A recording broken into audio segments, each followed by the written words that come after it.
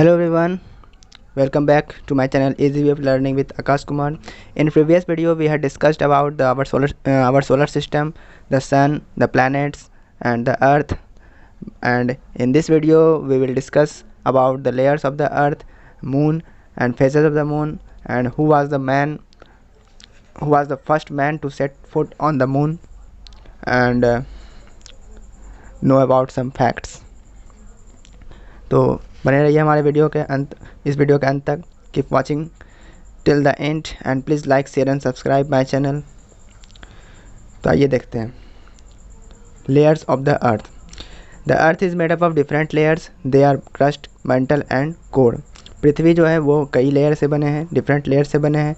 वो है crust, mantle and core. तो फर्स्ट लेयर है हमारा क्रस्ट. तो crust is the outer most layer and all of us live on it. Parts of the crust are under the oceans. They form the floor of the ocean. It is made of rocks and soil. तो crust जो है वो outer most layer है और इस पे हम लोग रहते हैं. जो क्रस्ट का जो पार्ट होता है वो महासागर के नीचे होता है, ओशियंस के नीचे होते हैं, और वो ओशियंस का फ्लोर का फॉर्मेशन करते हैं, और ये रॉक्स एंड सॉइल से बना हुआ होता है. Below the crust lies the mantle. Its upper part is made of solid rocks and inner part is magma or molten rocks. Whenever there is volcanic eruption, the magma comes to the surface. It is then called lava.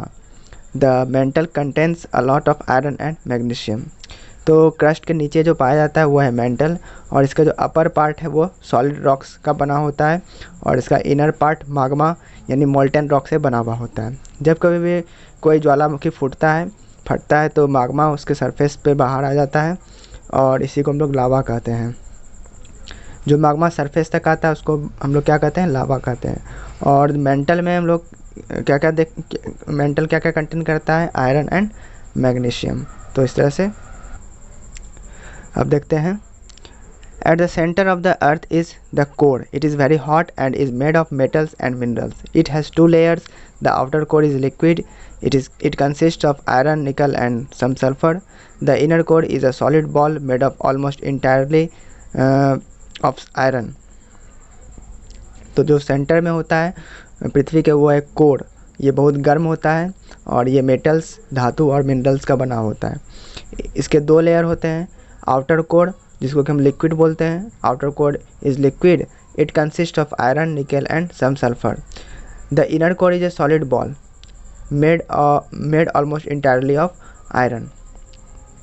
तो इसका जो outer core liquid का बना होता है जिसमें कि iron, निकल और कुछ सल्फर होते हैं, और इनर कोर एक सॉलिड बॉल होता है जो कि पूरी की पूरी तरह आयरन से बना हुआ होता है.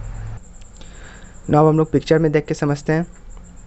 यह है पिक्चर अर्थ का, और इस वीडियो में भी आप देखिएगा कैसे हम लोग कितना बड़ा लेयर होता है, कितना थिकनेस होता है, तो वो हम लोग देख सकते हैं वीडियो में. तो देखिए जैसा कि दिख रहा है पिक्चर में, क्रस्ट, मेंटल और आउटर कोर और इनर कोर. तो इसमें the crust is 5 kilometre to 70 kilometre thick. इसमें जो क्रस्ट दिख रहा है आपको वो 5 किलोमीटर से 70 किलोमीटर तक मोटा होता है. The thinner part is under the ocean. जो थिनर पार्ट होता है, पतला पार्ट होता है, वो ओशियंस के नीचे होता है. मेंटल इज़ अबाउट 2900 किलोमीटर, और इसका जो मेंटल होता है वो लगभग 2900 किलोमीटर होता है. Outer core is about 2300 kilometre thick. इसका जो आउटर कोर होता है वो 2300 किलोमीटर मोटा होता है लगभग. The inner core is approximately 1200 kilometre in thickness, और इसका इनर कोर जो होता है वो लगभग 1200 किलोमीटर मोटा होता है. ठीक. अब हम लोग मून के बारे में जानते हैं, जो कि हमारा नेचुरल सैटेलाइट है पृथ्वी का. The moon is the natural satellite of the earth. It is dry and dusty as there is no air और वाटर. ये जो होता है बहुत सूखा होता है और बहुत ही धूल भरा होता है. यहाँ धूल कण चलते रहता है. यहाँ पे कोई हवा और पानी नहीं है. नेक्स्ट है for the same reasons there is no life on the moon. इसी कारण से यहाँ पे लाइफ मौजूद नहीं है. पृथ्वी पर कोई लाइफ एग्जिस्ट नहीं करता है. The surface of the moon is covered with mountains, valleys and plains. जो मून का सतह है वो माउंटेन से, वैलीज से, प्लेन से ढका हुआ है। Craters are deep ditches formed when solid rocks from space hit the moon surface. यहाँ पे बहुत सारे गड्ढे पाए जाते हैं क्योंकि यहाँ पे जो रॉक्स स्पेस से जो आते हैं, सॉलिड रॉक्स, वो इसके सतह पर टकराते रहते हैं हमेशा, इस कारण से वहाँ गड्ढे पड़ जाते हैं। The moons gravity is only 1/6 that of the अर्थ। ये यहाँ पे जो ग्रेविटी होता है वो पृथ्वी का 1/6 होता है।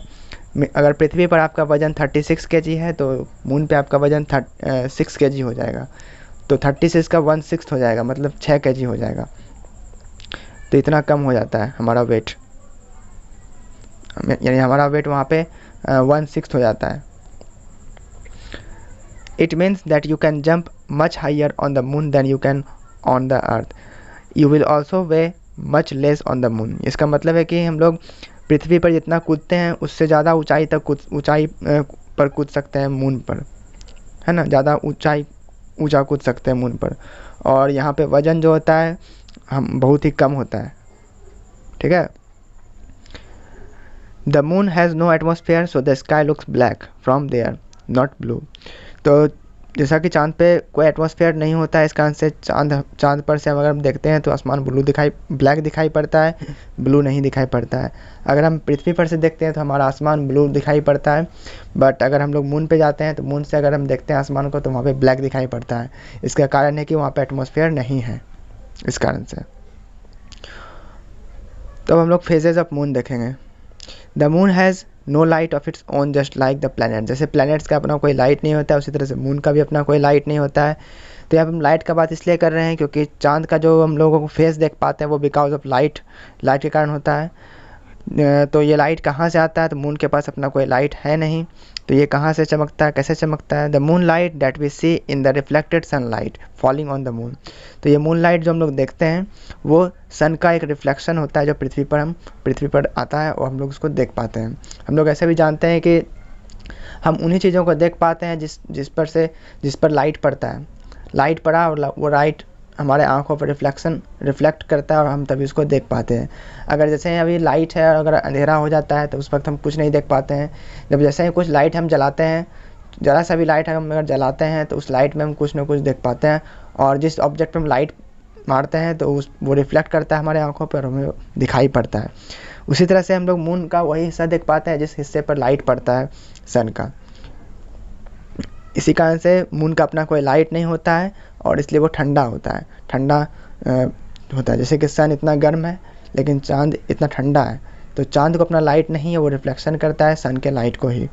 तो अभी हम लोग वीडियो में देख के क्लियर करेंगे कैसे सन पर लाइट पड़ता है। इस सन से लाइट मून पे पड़ता है, मून का वो हिस्सा हम देख पाते हैं जिस पर लाइट पड़ता है, वो अब वीडियो में अभी क्लियर हो जाएगा। The moon seems to change its shape daily. तो ये इसलिए हमें रोज़ अपना शेप चेंज करते हुए प्रतीत होता है, बट वो शेप चेंज नहीं करता है, वो ऐसा लाइट के कारण हमें दिखाई पड़ता है। This different shapes are called the phases of the moon. तो ये डिफरेंट शेप्स जो है इन्हीं को हम लोग क्या बोलते हैं, phases of moon. The lit portion of the moon appears to change shapes because of change in relative position of the earth, moon and sun. तो ये जो लिट पर्सन यानी जिस पर लाइट पड़ता है, लाइट वाला पोर्शन मून का हमें दिखाई पड़ता है, ठीक है, कि वो शेप चेंज कर रहा है क्योंकि पृथ्वी और मून एक दूसरे वो घूमते रहते हैं, ठीक है, सन के चारों ओर। तो उनके रिलेटिव पोजीशन के कारण वो हमें ऐसा शेप चेंज करते हुए दिखाई पड़ता है। तो वो अभी हम क्लियर कर लेंगे देखकर। तो यहाँ पे न्यू मून दिख रहा है कि कुछ भी नहीं दिख रहा है, बस हल्का हल्का हमको दिख रहा है कि गोल जैसा छाया टाइप का, लेकिन वो पूरी तरह से विजिबल नहीं है। इसको हम लोग बोलते हैं न्यू मून। उस दिन अंधेरा होता है पूरा, जिसको कि हम अमावस्या कहते हैं। उसके बाद सेकंड फेज इसका देखिए क्रिसेंट मून होता है, एकदम आधा चांद, ठीक है, पतला जैसा। उसके बाद होता है कुछ पतला से थोड़ा ज़्यादा हाफ टाइप दिखता है, उसको हम लोग क्वार्टर मून बोलते हैं। इसके बाद आपको गिबस मून यानी हाफ से ज़्यादा होता है, मोर देन हाफ, उसको हम लोग बोलते हैं गिबस मून। और जब यह फुल मून होता है उसको हम लोग पूर्णिमा बोलते हैं। और इस दिन फुल लाइट होता है, रात के समय में भी हम लोग अच्छे से देख पाते हैं, विजिबल होता है सब कुछ। तो ये है फेजेस ऑफ मून। अब हम लोग जानते हैं कि चांद पर पहला व्यक्ति कौन गया था और कौन सा मिशन चांद पर अमेरिका ने मिशन पूरा किया था सक्सेसफुली। तो the American space mission Apollo 11 landed successfully on the moon on July 20, 1969। तो अमेरिका ने अपने स्पेस मिशन अपोलो 11 सफलतापूर्वक मून पर किया था पूरा 20 जुलाई 1969 को। और Neil Armstrong became the first man to set foot on the moon. और नील आर्मस्ट्रॉन्ग पहले व्यक्ति बने थे जो कि चांद पर अपना पहला कदम रखा था। Edwin Aldrin also worked on the moon while the third astronaut Michael Collins remained at the controls in the spacecraft। तो एडविन और एल्ड्रिन जो हैं वो भी चांद पे चले हैं, कदम रखे हैं, जबकि तीसरे एस्ट्रोनॉट माइकल कॉलिंस वो स्पेसक्राफ्ट के कंट्रोल्स थे। तो इस तरह से नील आर्मस्ट्रॉन्ग का पिक्चर यहाँ दिख रहा है और उन्होंने अपोलो 11 के मिशन में हिस्सा लिया था। तो इस तरह से वो सफलतापूर्वक पूरा भी रहा। तो अब हम लोग फैक्ट जानेंगे, ठीक है। Even though the moon is spinning on its axis, हम लोग जानते हैं कि मून भी अपने एक्सिस पे घूमते रहता है, अपने धुरी पे घूमते रहता है, जैसे कि पृथ्वी अपने एक्सिस पे घूमते हुए सन का परिक्रमा पूरा करती है। उसी तरह चांद भी अपने एक्सिस पे घूमते घूमते अर्थ का परिक्रमा पूरा करता है। तो वो भी आप वीडियो में देखेंगे, अभी क्लियर करेंगे। तो we always see the same side of the moon. तो ये हम लोग इस कारण से ये हम लोग क्या देखते हैं कि चांद का हम लोग एक ही साइड देख पाते हैं, क्योंकि it is because the rotation period is same as the revolution period. ऐसा इसलिए होता है क्योंकि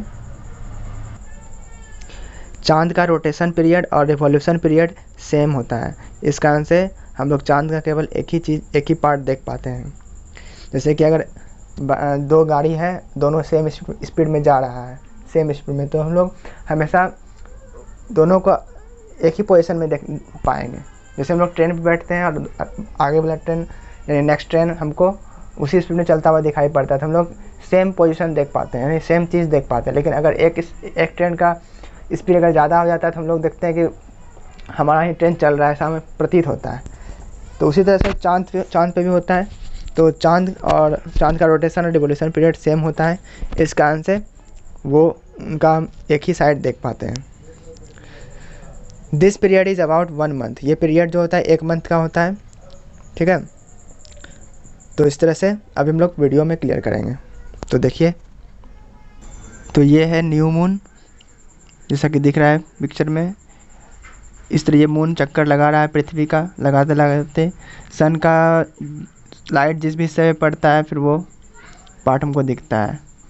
तो अब जैसा कि देख पा रहे हैं लेफ़्ट साइड के पिक्चर में कि सन का फेजेस कैसे बदल रहा है, और राइट साइड में देखिए चक्कर लगा रहा है पृथ्वी का। तो इसी तरह से प्रक्रिया चलते रहता है। इस प्रकार से मून का फेजेस बदलता हुआ हमें दिखता है और हम लोग बोलते हैं कि चांद अपना रूप बदलते रहता है। तो ऐसा बस लाइट के कारण होता है। आज का वीडियो यहीं तक। अगले वीडियो में हम लोग इक्लिप्सेस के बारे में पढ़ेंगे, lunar eclipse, solar eclipse and satellites के बारे में पढ़ेंगे। If you are new on my channel then please subscribe my channel and also press the bell icon. Thank you for watching.